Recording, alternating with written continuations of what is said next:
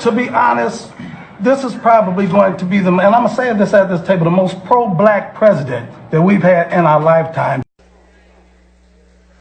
So had that asked me, I would have said, before you praise this president for being pro-black, before you praise this president for caring about ethnic communities and marginalized populations, do your homework. Well, some of y'all didn't do your homework. They didn't do their homework. So let me tell you just a little bit of research, not just him personally, but also some of his policies. Perhaps before they went and sat at this table, they should have done their homework. Because if they had done their homework, they would have known that President Trump has ramped up mass incarceration by instructing Attorney General Jeff Sessions to revitalize the war on drugs. They would have known that of the 87 picks for federal judges, 85 have been white and just one has been black and one has been Hispanic. They would have known that President Trump supported the Department of Justice engaging in unlawful voter purges, making it difficult for blacks to go and vote. They would have known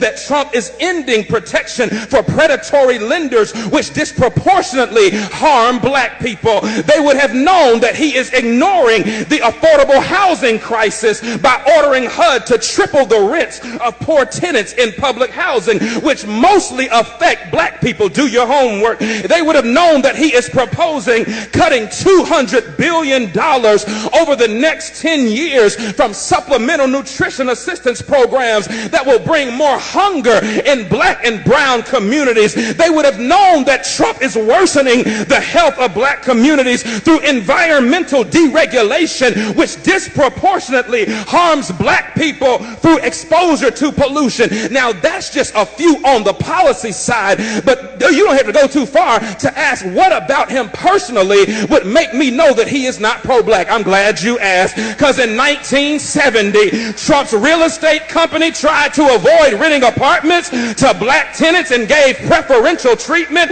to white tenants. He began his 2016 presidential campaign with a speech disparaging Mexican immigrants as criminals and rapists. Y'all remember that? In 2016, he said of people of color, you are living in poverty, your schools are no good, you have no jobs. Hold on, I'm a product of a HBCU and I'm a product of black school systems and black teachers. Don't you ever tell me that my black schools are...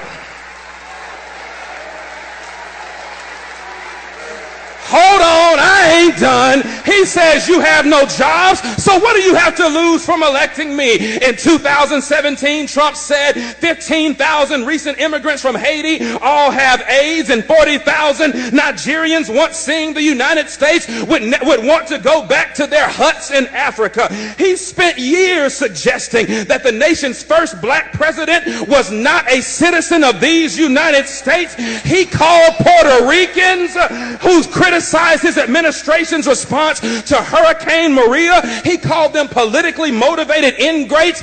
Hold on, but he called those who marched beside white supremacists in Charlottesville, Virginia, he called them very fine people. He hired Steve Bannon, a white nationalist, as his chief strategist. He called Haiti and other African nations S-hole countries, and he's taking credit for an economy that has not been built on his administration, but was built on the backs of 8 years of hard work under the Obama administration. Negroes, please, don't you come up in here talking about this is the most pro-black president that you have ever seen when the record suggests that he cares nothing about people of color.